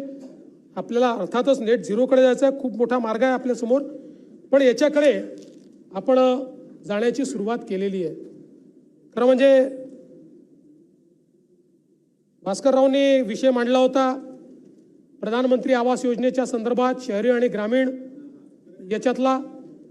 निश्चितपणे या संदर्भात आपण अनुदान वाढीच्या संदर्भात केंद्र सरकारकडे विनंती केलेली आहे की हे अनुदान वाढलं पाहिजे, कारण आपण आपल्या राज्य योजनांचे अनुदान हे वाढवण्याचा विचार करतो आणि त्यामुळे मग जर हे मॅचिंग झालं नाही तर त्यातनं नवीन अडचणी तयार होतील आणि म्हणून त्यातल्या कॅटेगरीजही वाढल्या पाहिजे, शहरी, निमशहरी अशा प्रकारच्या, आणि ग्रामीणमध्येही अनुदान वाढलं पाहिजे. ही जी आपली मागणी आहे त्याचा प्रयत्न हा केंद्र सरकारकडे आम्ही करतो आहोत. हा आहे ना, तो आपलं म्हणणं खरं आहे, कारण आता जवळपास सॅच्युरेशन झालं आहे. आता जे राहिले आहेत त्यांच्याकडे जागा नाही आहे आणि म्हणूनच परवाचा तुकडेबंदीचा कायदा असेल किंवा गायरान जमीन, आता आपण गायरानचा आहे आणि आता झुडपी जंगलाने तर मोठा प्रश्न सॉल्व्ह होणार आहे, पण ती अगदी अंतिम टप्प्यात केस ही सुप्रीम कोर्टमध्ये आहे. कोर्ट कमिशनरने जो रिपोर्ट दिलेला आहे तो आपल्या फेवरचा आहे, त्यामुळे तोही प्रश्न निश्चितपणे या ठिकाणी सॉल्व्ह होईल. आज सोयाबीनच्या संदर्भात या ठिकाणी मोठ्या प्रमाणात आपण खरेदी सुरू केली आणि जवळपास 417 केंद्र नाफेडचे, 169 केंद्र NCCFचे, असे आपण 586 केंद्र हे या ठिकाणी सुरू केलेले आहेत.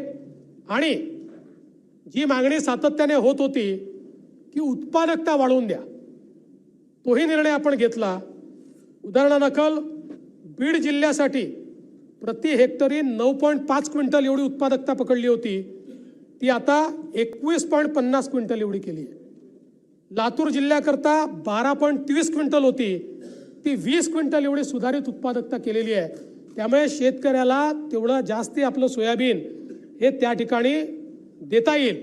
कारण पूर्वी 12पेक्षा जास्त त्यांनी द्यायचा प्रयत्न केला तर त्याच्या 7-12वर त्याला ते देता येत नव्हतं. ही उत्पादकता वाढल्यामुळे त्याला फायदा होणार आहे. आणि जवळपास आत्तापर्यंत 1,89,450 मेट्रिक टन सोयाबीनची खरेदी केली आहे.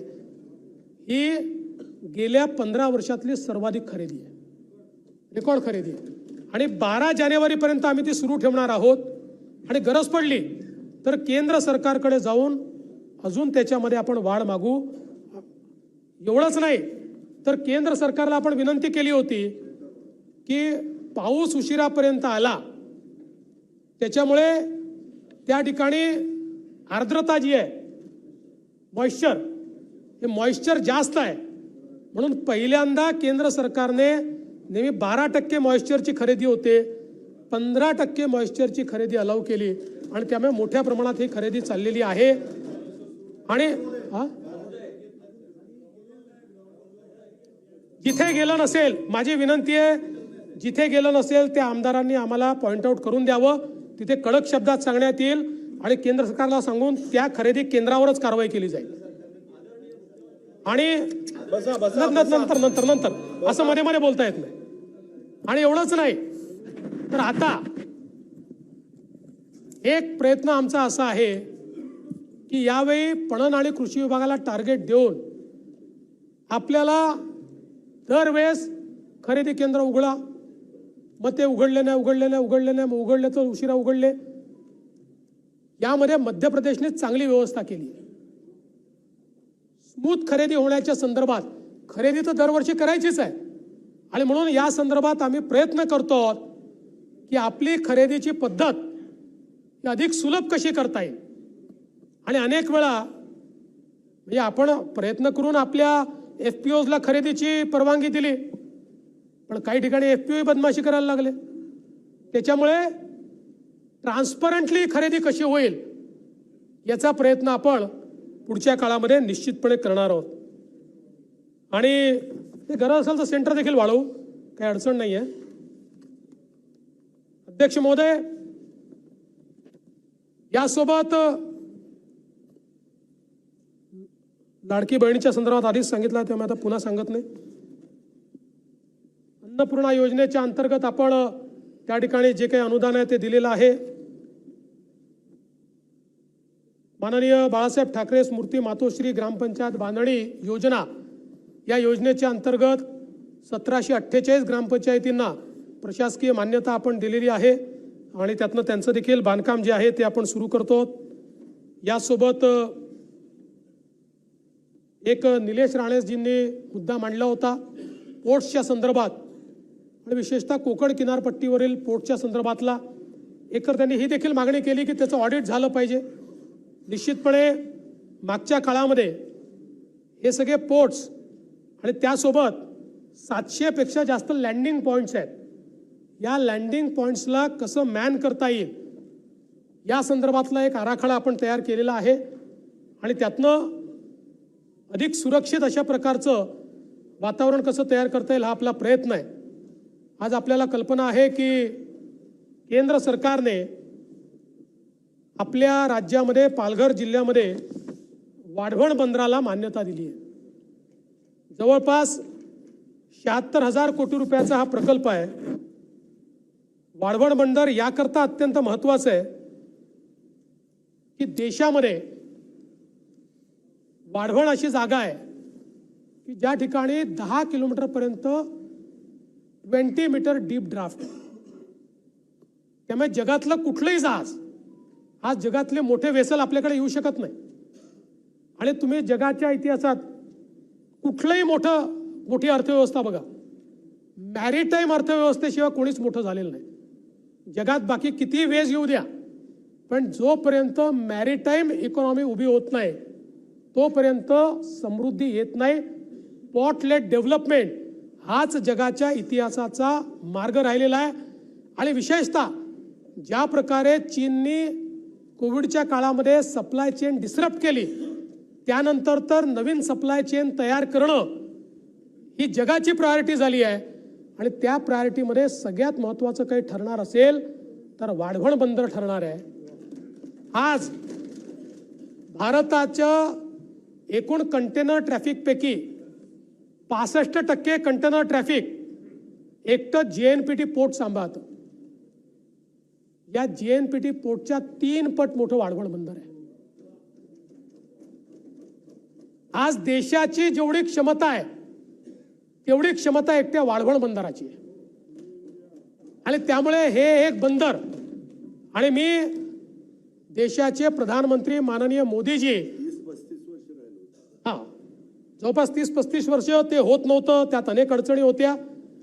ज्यावेळी मी मुख्यमंत्री झालो त्यावेळेस आम्ही त्या अडचणी समजून घेतल्या. त्यातली मुख्य अडचण ही राईट ऑफ वेची होती, कारण डहाणू नॅचरल एरियातनं तो राईट ऑफ वे होता, त्यामुळे सुप्रीम कोर्ट परवानगी देत नव्हतं. आम्ही नवीन राईट ऑफ वे शोधून काढला, जो नॅचरल एरियाच्या बाहेरचा आणि त्याला डीप सी पोर्ट तयार करायचा, अशा पद्धतीनं एक थोडा राईट ऑफ वे समुद्रातनं शोधून काढला. आणि त्यामुळे त्याला सगळ्या प्रकारच्या मान्यता मिळाल्या. त्याचं काम आता मोठ्या प्रमाणात सुरू होतं आहे. आणि हा JNPT आणि महाराष्ट्र सरकार यांचा संयुक्त उपक्रम आहे. आपण 2018 साली एक याची कंपनी तयार केली. त्या कंपनीमध्ये 74% JNPT पोर्ट आणि 26% आपलं मुंबई काय म्हणतो आपलं मॅरीटाईम बोर्ड, अशी आपली कंपनी आहे. मी माननीय या भूमिपूजनाच्या वेळी माननीय देशाचे प्रधानमंत्री मोदीजींना विनंती केली होती की इतका मोठा पोर्ट आपण करतोय, जगाच्या पाठीवरचे सगळे मोठे एअरपोर्ट हे पोर्ट रिक्लेमेशनचे पोर्ट आहेत. आणि त्यामुळे मुंबईचा 3रा एअरपोर्ट जर तिकडे केला, तुम्ही केली होती, पण मी त्याला नवीन पर्याय दिला की याला रिक्लेमेशननी एअरपोर्ट करा, म्हणजे मग जागेचा प्रॉब्लेम जो त्या भागात जंगल खूप असल्यामुळे ती मिळत नाही, त्यामुळे तुम्ही रिक्लेमेशननी या ठिकाणी एक पोर्ट तयार करा, जेणेकरून एक मुंबई आहे, दुसरी नवी मुंबई आहे, तिसरी मुंबई आपण तयार करतोय आता, जे आपला जो अटल सेतू आहे त्याच्या बाजूला, 4थी मुंबई ही वसई विरारपासनं तर पालघरचा सगळा जो भाग आहे या भागामध्ये तयार होणार आहे. आणि म्हणून त्या ठिकाणी आपण थोडं अधिकचं रेक्लेमेशन केलं तर आपल्याला जगातला एक चांगला एअरपोर्ट बनवता येईल. माननीय पंतप्रधान मोदी यांनी ती मागणी मान्य केली आणि मुंबईचा 3रा एअरपोर्ट हा त्या ठिकाणी आता तयार होणार आहे. त्यामुळे मुंबईच्या नाही, महाराष्ट्राच्या विकासामध्ये गेले 30 वर्ष we are number 1 because of JNPT port. पुढचे 25 वर्ष we will be number 1 because of Vadhavan port. आणि केवळ महाराष्ट्रच नाही तर देशाच्या अर्थव्यवस्थेला मोठी ताकद हे वाढवण बंदर देईल. याच्या व्यतिरिक्त आपल्याला कल्पना आहे की सातपाटीजवळ मुरबे या ठिकाणी देखील 4259 कोटी रुपये गुंतवणुकीचं एक अजून बंदर आपण त्या ठिकाणी तयार करतोय. JSW ते तयार करते. त्यामुळे मॅरीटाईम कॅपॅसिटी ही आपली मोठ्या प्रमाणात आपण या ठिकाणी वाढवतो, हे देखील मला सांगायचं आहे. कारण म्हणजे अनेक विषय या ठिकाणी आलेले आहेत. निकम साहेबांनी बांबूच्या संदर्भातला विषय मांडलेला आहे. मला सांगितलं पाहिजे की सन्माननीय शिंदे साहेबांनी एक चांगलं बांबू मिशन सुरू केलं आणि आमचे पाशा पटेल यांना त्याचं काम दिलं आणि आपण योजना सुरू केली की शेतकऱ्यांना 2 हेक्टर करता आपण 1200 टिश्यू कल्चर बांबू रोपं आणि त्याच्या संरक्षण आणि देखभालीकरता 175 रुपये प्रतिरोप इतके अनुदान 3 वर्षात देण्याची तरतूद आपण या ठिकाणी केलेली आहे। बांबूचा फायदा असा आहे, हे खरं आहे, नाही महाराष्ट्र करताय, नसेल तर करू, पण माझ्या अंदाजाने महाराष्ट्र करताय।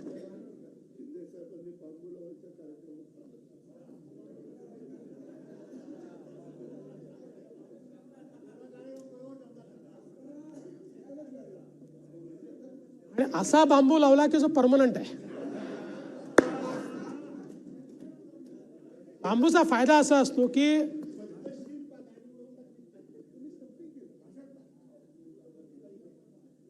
बांबूचा फायदा असा आहे, जरी आपल्याला माहिती आहे की बांबूला लागवडीनंतर 3-3.5 वर्ष लागतात, पण त्यानंतर तो सातत्याने शेतकऱ्याला पैसे देत राहतो, कारण ते गवत आहे, इट इज अ ग्रास, ते उगवतच जातं। आणि आता तर इंडस्ट्रियल ग्रेड बांबू आलाय। जगामध्ये लोकांनी कन्स्ट्रक्शनमध्ये बांबू वापरणं सुरू केलेलं आहे, सगळ्या गोष्टींमध्ये। आमचे पाशा पटेल तर शर्ट घेऊन येतात बांबूचा, पेन घेऊन येतात बांबूचा, खैल्या घड्या घेऊन येतात, चष्मा घेऊन येतात। माणूस फक्त तयार करायचा बांबूचा अजून त्यांनी, तर त्याचा देखील निश्चितपणे फायदा होईल। प्रधानमंत्री कृषी सिंचन योजनेच्या अंतर्गत देखील मोठ्या प्रमाणात आपण या ठिकाणी काम केलं आहे। मी ते सांगून आपला अधिक वेळ घेत नाही। एक मागणी शेखर निकमांनीच तुकडेबंदीची केली होती, परवाच कायदा आपण मंजूर केला आहे, त्यामुळे आता त्याची काही फार त्याबद्दल बोलण्याची आवश्यकता नाही आहे। आपली जी शिष्यवृत्ती आहे त्यात काही लोकांनी तक्रार केली की मुलींच्या संदर्भात फीज मागितली जाते किंवा अशा प्रकारची तक्रार आहे, जरूर त्याच्याकडे लक्ष देऊ। पण काही ठिकाणी प्रॉब्लेम असा झाला आहे की असा समज करून देण्यात येतो की कुठलाही कोर्स असेल तरी देखील त्याला आपण फ्री एज्युकेशन दिलं, असं नाही आहे। मुलींना आपण 50% फ्री रिएम्बर्समेंट करायचो, ज्या कोर्सेसमध्ये 50% आपण त्यांची फी द्यायचो त्याच कोर्सेसमध्ये आपण 100% त्यांची फी भरण्याचा निर्णय घेतलेला आहे। त्यामुळे ते सगळे कोर्सेस असे आहेत की जे केल्यानंतर त्यांना हमखास रोजगार मिळणार आहे, असे सगळे कोर्सेस आहेत। त्यामुळे अशा कुठल्या कोर्समध्ये जर कुठलं कॉलेज नडत असेल, संस्था नडत असेल, तर जरूर तुम्ही आम्हाला सांगा, आम्ही पहिले त्यांच्याशी चर्चा करू। चर्चा केल्यानंतर त्यांनी ऐकलं नाही तर त्यांना ती योजना आम्ही देणार नाही। कारण आज मी अनेक संस्था चालकांची माफी मागून सांगतो, पण आपल्या विना अनुदानित खाजगी संस्थाही सरकारच्या अनुदानावर चालल्यात। याचं कारण मुलांमध्ये SC STचे 100% पैसे देतो, OBCचे 50% पैसे देतो, ओपनचे 8 लाखापर्यंत ज्यांचं इन्कम आहे त्यांचे 50% देतो, आणि आता मुलींचे तर 100% पैसे आपण देतो। हां, देतो ना, सगळ्यांना देतो। त्यामुळे भास्करराव, विना अनुदानित प्रकारच राहिलेला नाही आता, विना अनुदानित, इनडायरेक्टली अनुदानित। पण मला असं वाटतं की ही आपली गुंतवणूक आहे। हां, नाही, हे तर कॉलेजेस आहेत ना। आज आपण एक गोष्ट मान्य केली पाहिजे की 13-14 साली जो आपला ग्रॉस एनरोलमेंट रेशिओ 12 ते 14% होता, आज तो 36% गेलेला आहे। म्हणजे याचा अर्थ जवळपास तो तिपटीने वाढतो आहे। म्हणजे एवढी मुलं आपली कॉलेजमध्ये शिकतायत, आपण दालन उघडं करून दिलं, ही गुंतवणूक आहे। मी याला खर्च मानत नाही, याचा निश्चितपणे मोठ्या प्रमाणात आपल्याला फायदा होईल, याबद्दल माझ्या मनामध्ये शंका नाही। या ठिकाणी वस्त्रोद्योगाबद्दल काही उल्लेख नाही असं सांगण्यात आलं। खरं म्हणजे किती योजना आहेत या तुमच्याकडे मी पाठवून देईल, सगळ्या योजना सांगून मी आपला वेळ या ठिकाणी घेऊ इच्छित नाही। त्यानंतर एक महत्त्वाची गोष्ट आहे की मुंबईकरता कलेक्टर लँडवर ज्या सोसायट्या आहेत त्या ब मधनं अ वर्गामध्ये आणण्याकरता, वर्ग 1 मध्ये करण्याकरता दिलेली मुदत ही संपलेली आहे, त्यामुळे त्याला 1 वर्षाकरता मुदतवाढ देण्यात येते.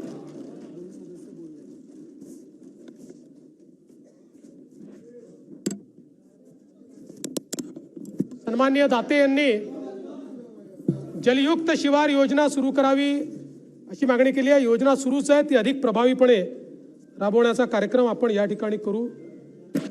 त्याचप्रमाणे प्रवीण दटकेंनी पानपिंपरीला शेतीचा दर्जा द्या म्हणून सांगितलं. या ठिकाणी दटके साहेब, आता आपण महात्मा गांधी राष्ट्रीय ग्रामीण रोजगार हमी योजनेच्या अंतर्गत फळबाग लागवड कार्यक्रम 2024-25 मधील प्रस्तावित सुधारित आर्थिक मापदंड तयार करताना पानपिंपरी या पिकाचा त्याच्यामध्ये समावेश केलेला आहे.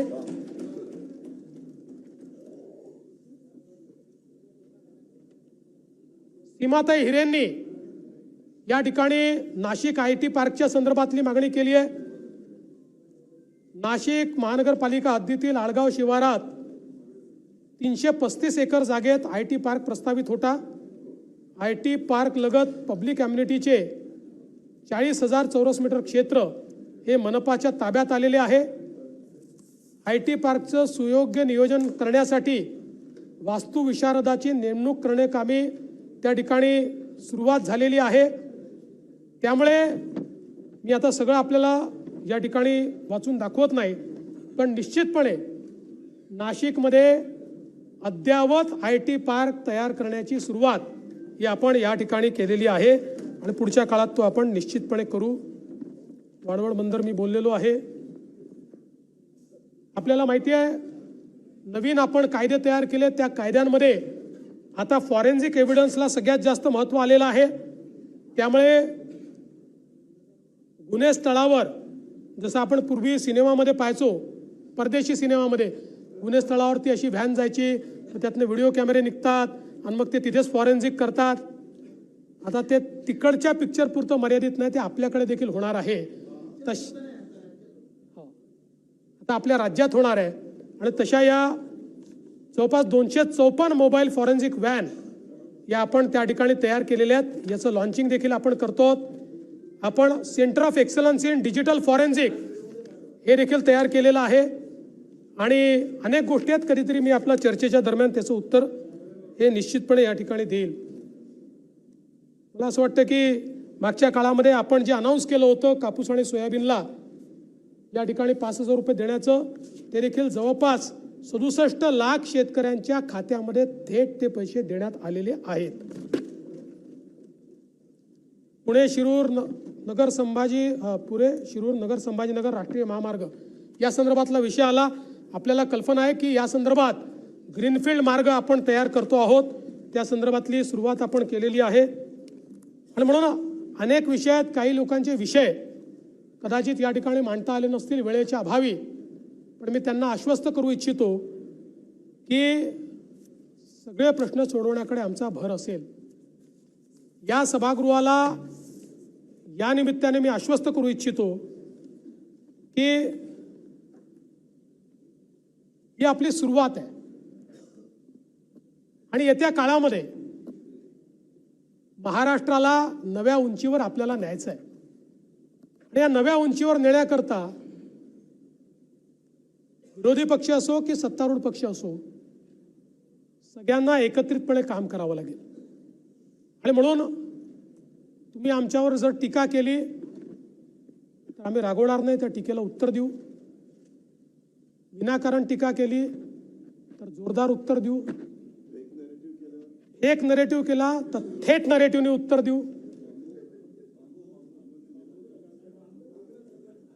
बांबू लागवडीचा कार्यक्रम हातामध्ये घेऊ, पण तो जमिनीमध्ये लावू, जमिनीत लावू.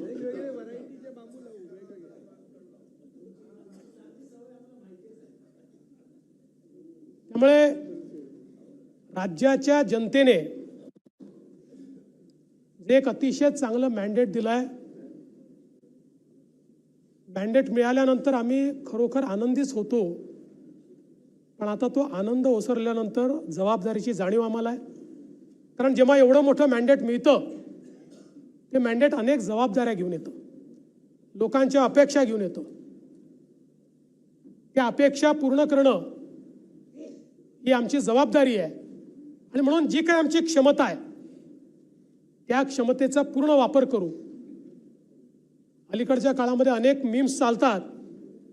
आमचं सरकार ज्यावेळेस तयार होत होतं त्यावेळी एक व्हिडिओ आला होता आणि त्या व्हिडिओत ती बाई असं म्हणते की काही प्रश्न नाही, तिन्ही भावांना मुख्यमंत्री करून टाका आणि 8-8 तासाची शिफ्ट देऊन टाका। हां, तशी आम्ही शिफ्ट वाटून घेतली आहे, तीच वाटून घेतली आहे। सकाळी 8 वाजेपासून 4 वाजेपर्यंत दादा, कारण 6 वाजता तयार असतात ते, 4 वाजेपासून 12 वाजेपर्यंत मी, आणि 12 ते 8 कोण राहू शकतं?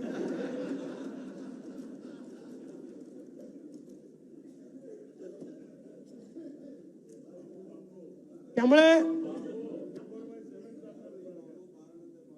24/7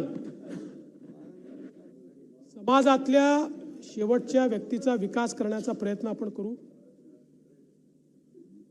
सर्व लोकांना समान वागणूक देऊन सर्व जाती धर्माच्या लोकांना विकासाकडे नेण्याचं काम हे सरकार निश्चितपणे या ठिकाणी करेल। आणि म्हणूनच मी शेवटी एवढंच म्हणतो की महाराष्ट्राला एक गती, माननीय शिंदे साहेब मुख्यमंत्री झाल्यानंतर एक प्रचंड गती या महाराष्ट्राला आम्ही दिली आहे। हा महाराष्ट्र आता थांबणार नाही। सोबत राहू एक दिलाने, घडो महाराष्ट्र पुन्हा नव्याने। समृद्धीचा वेग कोणी रोखणार नाही। महाराष्ट्र आता थांबणार नाही। उद्योग गुंतवणूक येत्या जोमात, बेरोजगारांना देऊ रोजगाराची साथ। तरुणाईचं स्वप्न आता भगणार नाही। महाराष्ट्र आता थांबणार नाही। रस्ते, पूल, रेल्वेचे धागे, सुखदायी प्रवासाचे स्वप्न होईल जागे। गतीला स्थगिती मिळणार नाही। महाराष्ट्र आता थांबणार नाही। विकासाच्या स्वप्नांसोबत सेतू अटल, विकासाच्या स्वप्नांसोबत सेतू अटल। मुंबईच्या वेगासाठी आहे कोस्टल। मराठी माणसाचे स्वप्न भगणार नाही। महाराष्ट्र आता थांबणार नाही। जलयुक्त शिवार देईल नवजीवन, नदीजोड प्रकल्प फुलवतील नंदनवन। राज्यात दुष्काळ भविष्यात दिसणार नाही। महाराष्ट्र आता थांबणार नाही। पाणंद रस्त्यांनी जोडू शेती शिवार, आनंदाचा शिधा देई आधार। उपाशी पोटी कोणी झोपणार नाही। महाराष्ट्र आता थांबणार नाही। लाडक्या बहिणींना मिळाला स्वाभिमान, ज्येष्ठांना मोफत प्रवासातून सन्मान। लाडक्या लेकी दुःखी होणार नाही। महाराष्ट्र आता थांबणार नाही। तुमच्याकरता असेल विरोधकांचे कमी संख्याबळ, असेल विरोधकांचे कमी संख्याबळ, सारे टिकवून ठेवू लोकशाहीचे बळ। कोणत्याही आमदाराचा मान सन्मान घटणार नाही। महाराष्ट्र आता थांबणार नाही। धन्यवाद। जय हिंद, जय महाराष्ट्र।